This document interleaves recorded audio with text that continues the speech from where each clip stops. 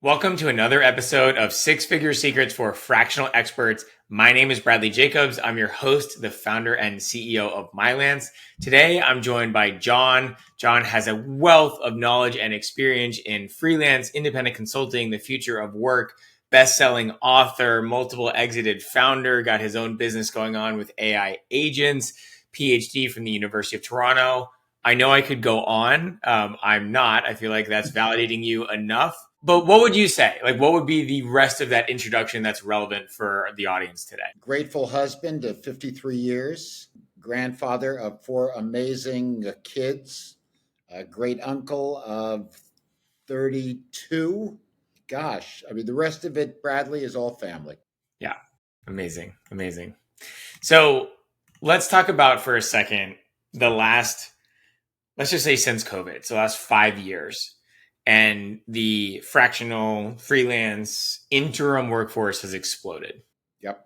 I know you're well written and versed on this topic. How does this continue to evolve over the next, well, even just 5, 10 years? Like, what, if you had to guess, what are Sure. your thoughts? The half-life of capability is getting shorter and shorter. And as the half-life of capability gets shorter and shorter, as the requirements for deep skill become more and more existential for organizations, there's going to be more and more of a way of thinking about people that's less like my time at Exxon and more like the time at Twitter and Microsoft and other high-tech companies where people are coming and going much more often. And as people come and go much more often because the skill requirements change, we know two things will happen. One is that compensation will improve because you're not betting on the long game quite as much and you're asking for more. And the second thing, Bradley, that I think is going to happen is that more and more people will find new ways of putting work together. I mean, fractional and interim are two halves of the same coin. How many other categories could you fit into that description, like advisor, like contractor, like teacher? I mean, all of those things are going to happen.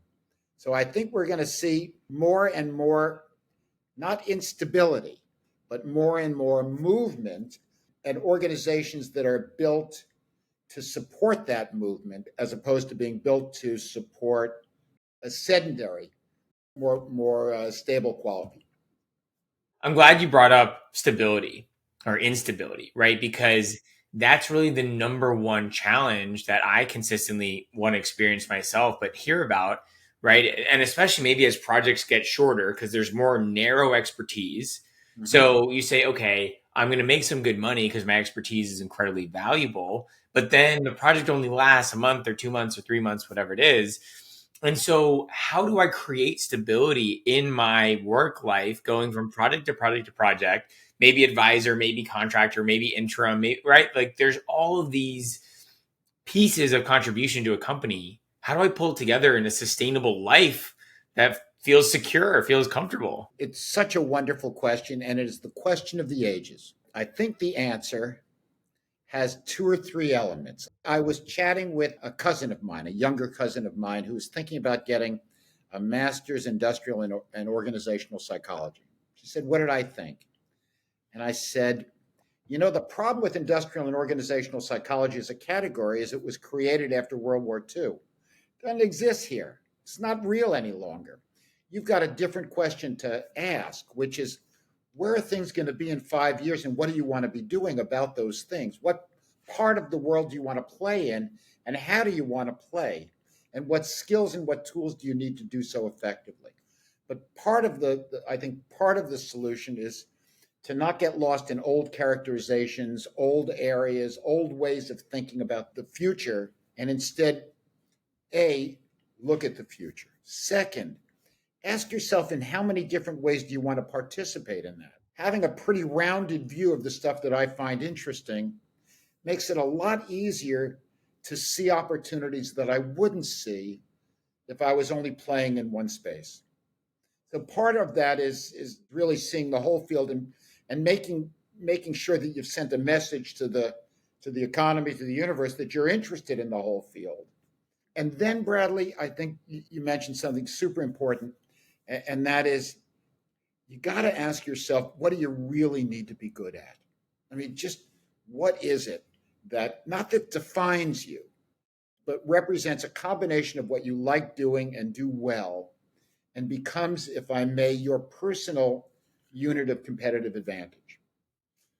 Yeah. Folks need that. So, wide portfolio, but really clear view of what you're doing when you're at your best and trying to find more of those. Yeah, and I love the what you're doing when you're at your best because so many people are I can do all these different things.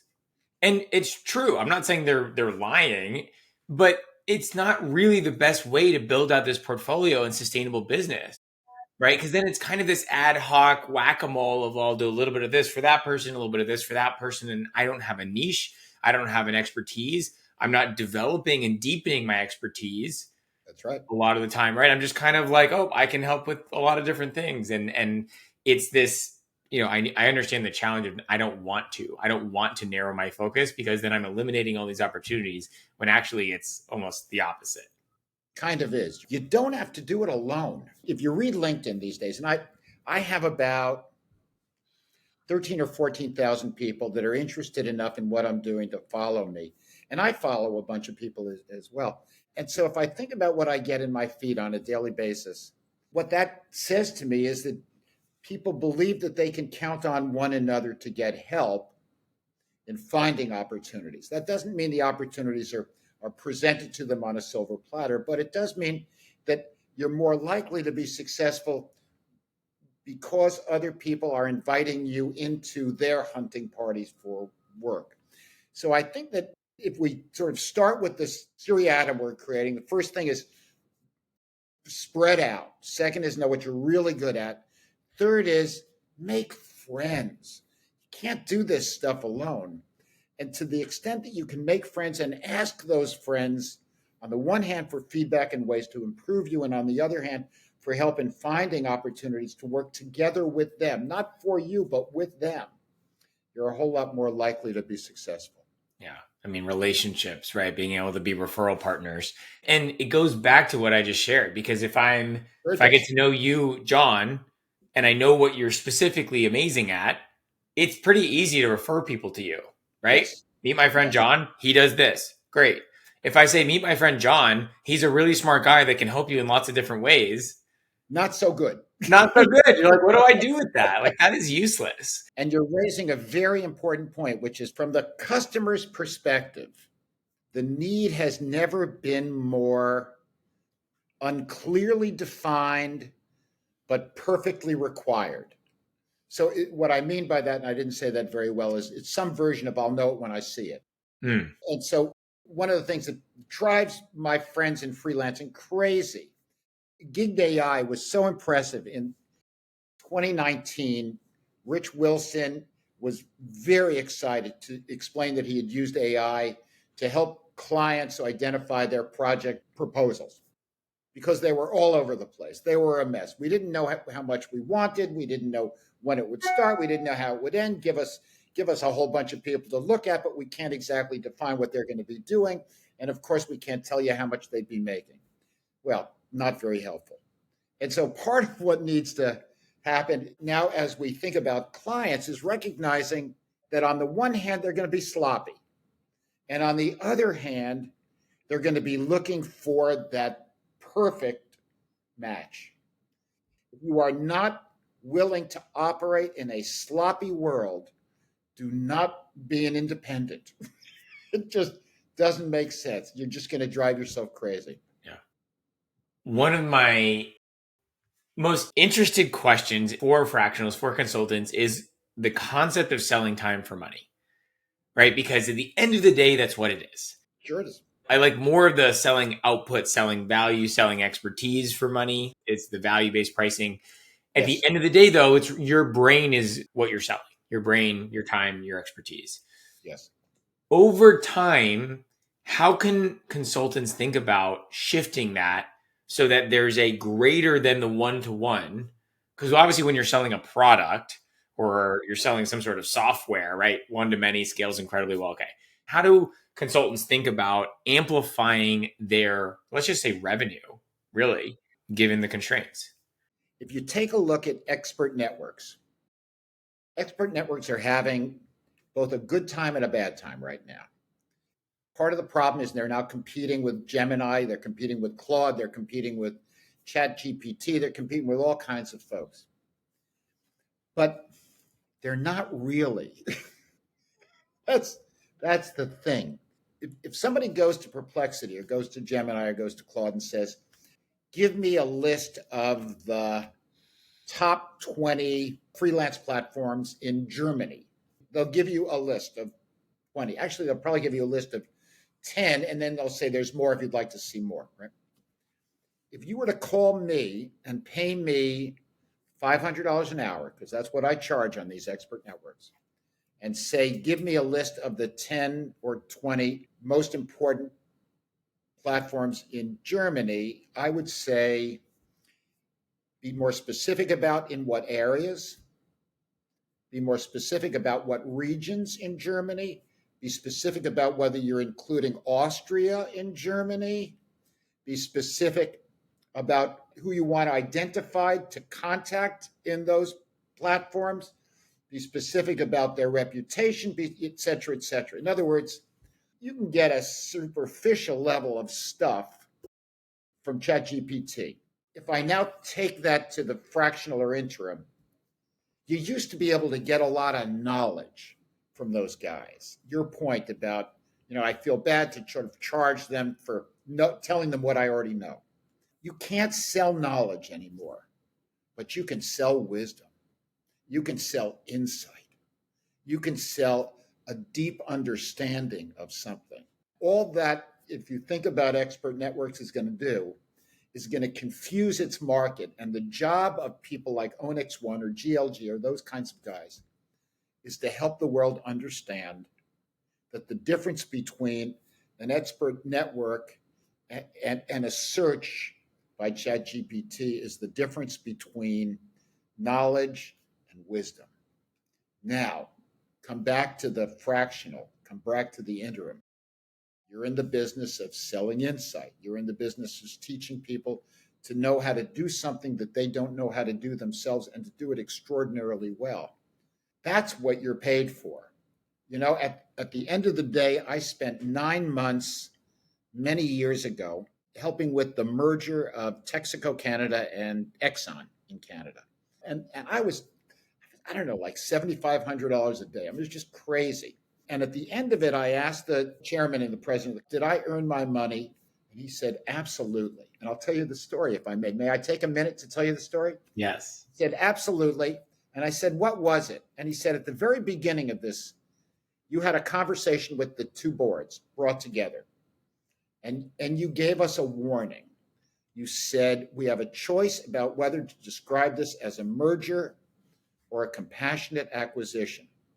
If we define it as a merger, expectations are very high and we could look bad. If we define it as a compassionate acquisition, expectations are lower and we can look like heroes by doing exactly the same things. It's just we called it something else. We created the wrong expectations. He said, that was worth millions of dollars to us in practical terms because it avoided a lot of problems that needed to be avoided. I thought I was delivering value every day for 9 months. You understand the distinction.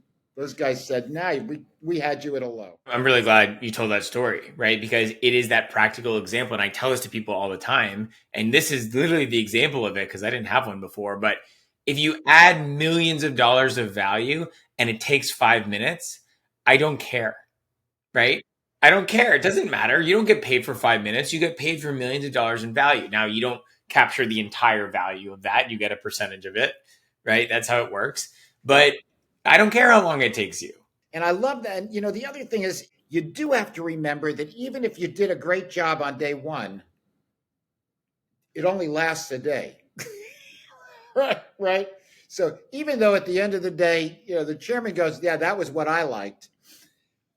What I've got to do if I want to last the 9 months is keep finding ways to deliver that value again and again and again. And the hardest thing to do is to decide whether you want to lead or follow. As a coach, you're in the business of following whatever the client wants. It's kind of easy because it's a lot easier to be smart in response.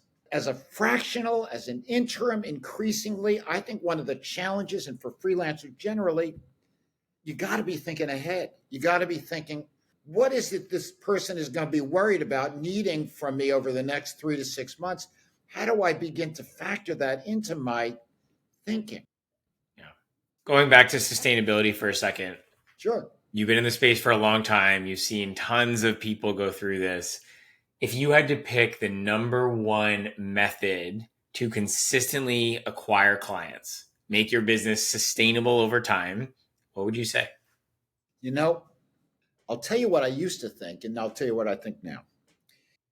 In the old days, and I am a representative of the old days, I started consulting in as an external consultant in 1980. Long time. Before the fractional movement, just slightly. Just while the dinosaurs walked the earth. And the way we used to call it then was you wrote an article, gave a speech, and sat by the phone.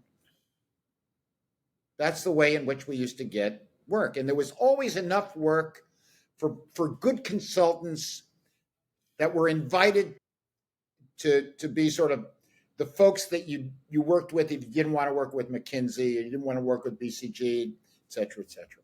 Now it's a little different. If you were to say, as you did, what's the single most important thing you can do? What I would say to you is make a list of the people that you want to stay in touch with daily, weekly, monthly, quarterly, and annually, and be disciplined about it. And every time you have that call, start with doing something for them because you got to give to receive. And then say, what do you see out there? Is there anything that you see that I could be that I can help you with that would be interesting? So I think that it's a very easy thing, which people who put themselves out get more than people who wait. You know? Simple. There you go. I think the other thing that you got to do is what you and other really smart people are doing. So it's you, it's Connor Heaney. There's a wonderful bunch of folks, and you are one of them, that is putting knowledge out there, is putting names out there, is putting experiences out there. If I were a young freelancer, I would try to get on every podcast. I'd try to get on every webinar. I would do whatever I could do to just get my name out there. I'd go to lots of conferences, but here the conferences, don't go to a conference unless you're going to do something at the conference. Going to the conference to just have coffee and visit with people is not as interesting because you don't have anything to say.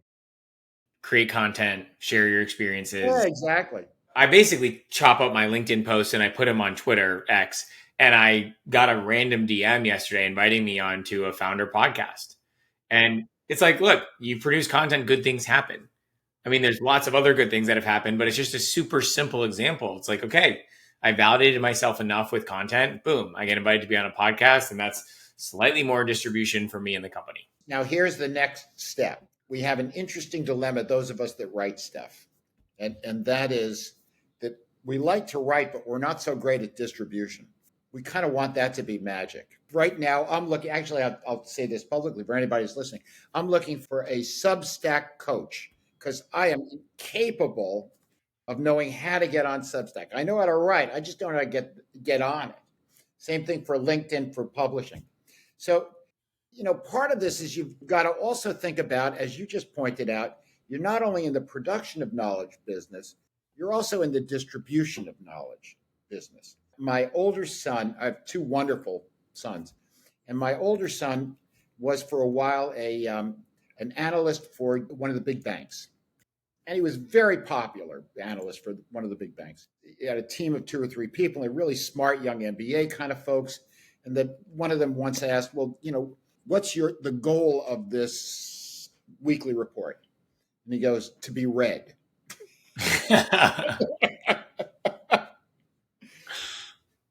It's kind of that simple in a sense. So Part of what we're talking about for folks that are listening in is there are a lot of ways to get yourself out there.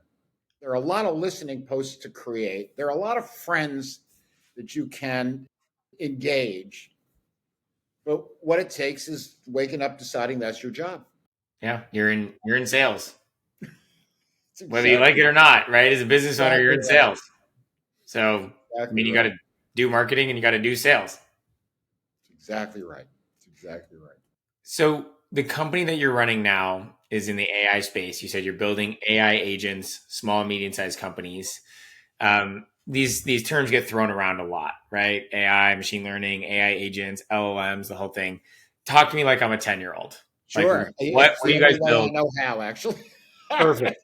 Yeah, what is it? The version for not just a 10-year-old, but anybody else is that the world is full of crappy jobs. They have to be done, but they could be done differently. And when we talk about the bottom rung of the ladder and the fear that we're losing entry level jobs, a lot of those entry level jobs aren't particularly good entry level jobs. They just happen to be the jobs that need to be done, and the entry level people are the cheapest to do it. That doesn't make them effective. It just gives them that. What we know is that talent is a precious commodity. And the idea of saying, let's keep these crappy jobs because they give people a place to start. Let's find better places for people to start. I wrote an article a couple, 3 weeks ago, and I was just interested in this stuff. And one of the things that I found was 40% of the kids graduating college are working on an idea for a startup. 40% of the kids graduating from college have had one or more internship. 60% of the kids have had one or more jobs. So why would we want to take these precious, wonderful, thoughtful, creative, talented people and give them crappy jobs to start and say, be grateful for that? That doesn't make any sense in the world. So, Bradley, the first thing that when we think about the work that we're doing, we believe that there is tremendous interest, and our early clients tell us that there's tremendous interest in automating highly repetitive, highly routine, low strategic value work, crappy jobs, as we now call it. We are very excited to bring a combination of the technology, the AI agents, and the change management knowledge and expertise to implement effectively within the organization. And we're doing that through a combination of education. We're talking about something that we call the AI Jumpstart, where in a week people actually get practical experience, build their own agent, and then really have a sense for the change management challenge. We're working with organizations in Brazil, in the US, and internationally, though we're pretty young, to really bring that AI agents use cases to specific companies where they're excited about it, where they see the benefits of doing it. We're training people to help us to do that as well. So we're pretty excited. The bottom line for me, if I may talk about what I find interesting personally in all of it, is that, at the age of 25, I found myself in a job at Exxon Corporation, a great company to start at that time, certainly. And they gave me the chance to turn a PhD in social and organizational psychology and a little bit of education into work as an internal consultant. And over 10 years, we built a wonderful team that actually made wonderful changes in the organization. Exxon was hungry, it was open, and we did some really cool stuff. I went from a real interest in organization to a real interest in talent. And then around 2013, 2014, I got hooked by the freelance economy and freelance revolution, all that stuff. And I spent 10 or 11 years writing about it, working in it, etc. And now I think I found sort of the third leg. So if the first leg of an organization's capability is its internal talent, and a second leg is the external talent available to it through freelancing, through fractionals, through interims. The third leg is the digital coworker, is the AI agent that's encouraging, supporting, augmenting the capability of people. If you sort of take what Moderna and Microsoft and some other organizations are saying, they really do see this as a workforce transformation, not just a tech transformation. Yeah. How could I not want to be part of that? Yeah. Yeah. Wow. It's so cool. So let's apply this for the businesses of one, right? The fractionals, the Sure. independent consultants. So the tangible examples of where these AI agents can, let's just, because I think maybe even businesses of one have the most to be gained from this potentially, Totally, totally, right? totally. So, like, how do they get time back? How do they augment themselves? Like, what are some Sure. examples how they can really use it? Folks who are listening to this or watching this, please read an article. I'm going to talk about it, but I'm an old man and I don't remember all the stuff I write. So read an article from a year or two ago called CEOs Talk About How AI is Changing Consulting. So read that. It's in Forbes. You can get it for free, et cetera, et cetera. I've been trying to create something, a new Substack.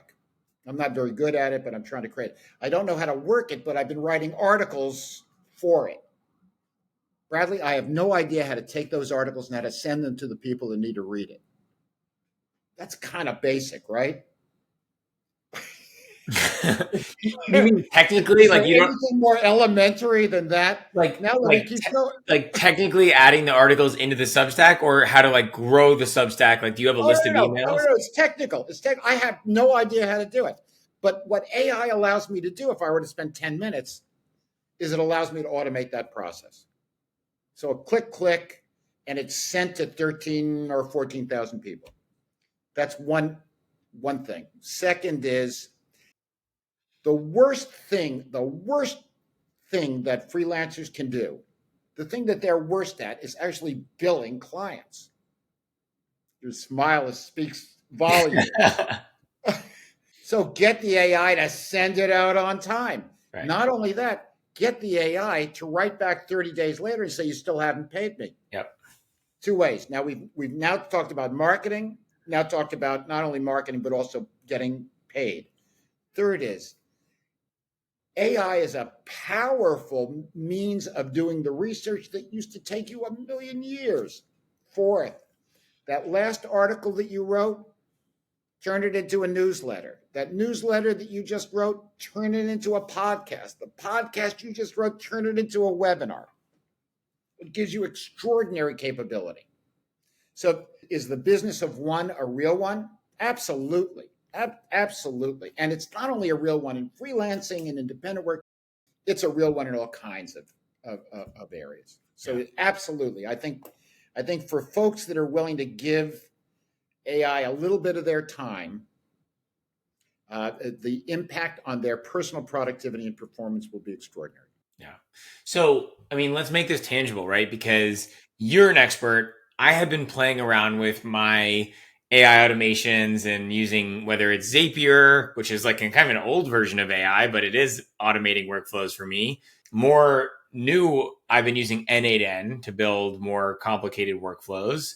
But I'm spending a lot of time learning and building these things. Like it's not a 5 minute thing. I mean, it's taking me No, hours. So and there's I'm actually using AI to help me learn how to use build the of course agents, you are. Of right? course you are. Of course you are. But if I'm a fractional and I just am not really able to create that much time, I mean, how do I, like what you just talked about, automating invoicing, which means somewhere I need to put in the project, I need to put in the client, the end date, the billing date, the email it goes to, I need to draft copy, I need to have the agent look at all these things. It's certainly doable, but building that is no simple task. So, Right. like, how do you recommend people go about automating these things over time in a practical way? I think there's two parts to it, three parts to it. One is steal with attribution.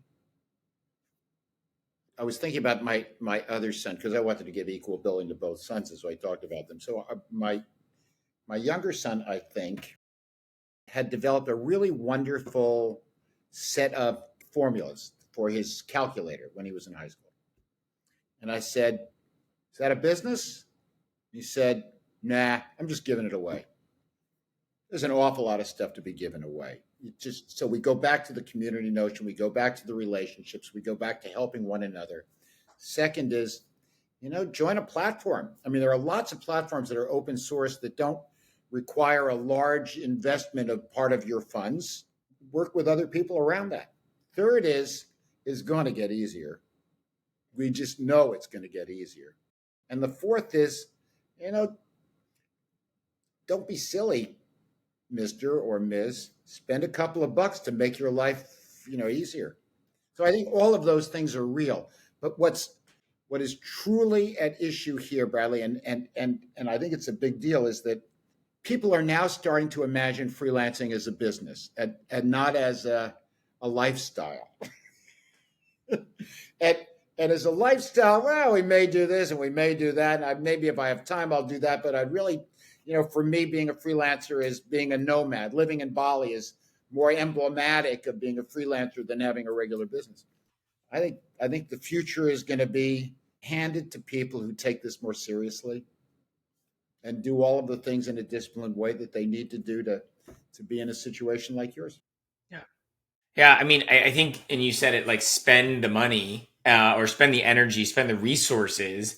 For me, so far, the resources are time and energy to go learn myself. Right. I'm not paying someone to build these in part because I want to learn how to build them, not because I don't Yes. think it's worth the money. Yes. Right. If you don't think you have the expertise or the time or whatever it is, then, I mean, I know that's what your business does now. Go pay someone and say, hey, I need this agent to go do all these things. It's just not that expensive. Right. It's Like, exactly right. it's doable. And the other thing is, I think part of it is when we see LinkedIn, it's really interesting. When we see LinkedIn, we see two different personas, at least. I'm sure there's more than two, but at least two. One is the persona of um, I'm living my life to the full, and freelancing is a part of that lifestyle. Mm-hmm.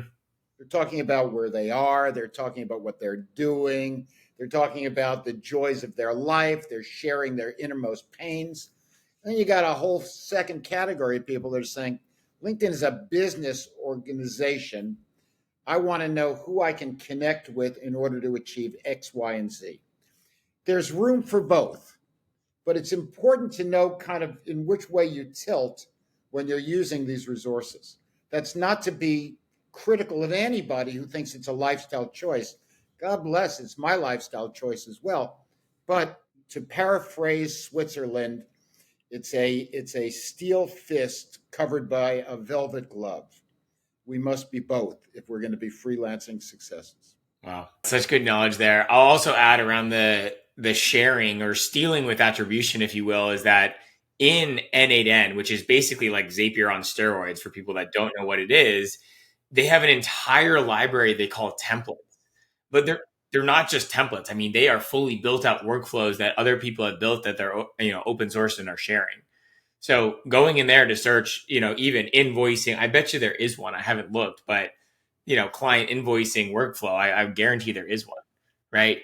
So it's like, look, you're right. There's people, so many people, thousands of people in this community now that are excited about it, contributing to it, and just helping each other out, right? Yeah. And it's just the beginning. I mean, this is absolutely in its infant stages, I believe, at least. I think you're right, and I think that in a final analysis, whether it's fractional or it's interim or it's freelance or it's advisor or it's this or it's that, I think we're learning that the freelancing isn't the whole business model. That what we're dealing with, if I may put it, are a range of ways in which we contribute, a range of ways in which we can earn money, a range of ways in which we can build reputation. And we need to operate against more of that range. I think so. I wish I knew the secrets of the future, but I think that may be at least one part of it. Yeah. Well, we kind of started the podcast talking about what is the life you want to build, and you kind of said it, like designing it, putting it out there into the universe of like, this is what the kind of roles I want, projects I want, clients I want, area of expertise I'm deep in, building out, literally writing it down in my perfect world in either 12 months, 3 years, 5 years, whatever it is. Otherwise, what are you even building towards? You have no idea. Yes, I like that, and I would add one other piece, and that is Dave Ulrich, who was a partner of mine and a wonderful consultant, a wonderful author, a wonderful educator, talks about the importance of what he calls the so that. And the so that is, why am I doing this? right? What is the larger purpose of the goal that I'm pursuing? People really ought to know that. Mine has changed several times over the course of my life, and I suspect others have the same kind of experience. And I hope that every year or two, whatever period makes sense for people, they sit down and they say, now that I have some sense of where I'm headed and what I want to do about that, why am I headed there? What is it about that that makes it so compelling for me? Have I really thought through what it is that motivates me to move in that direction versus others? I think Socrates and an unexamined life dilemma is a very real one for independent professionals. John, we get to wrap up here in a minute, but if people want to find you, whether it's, read the stuff you've written, maybe work with you on the AI side, whatever it is, where's the best place for them to find you? Jon@mensch.work. That's your email. Yes, Jon@mensch.work. Cool. And we will link that in the show notes.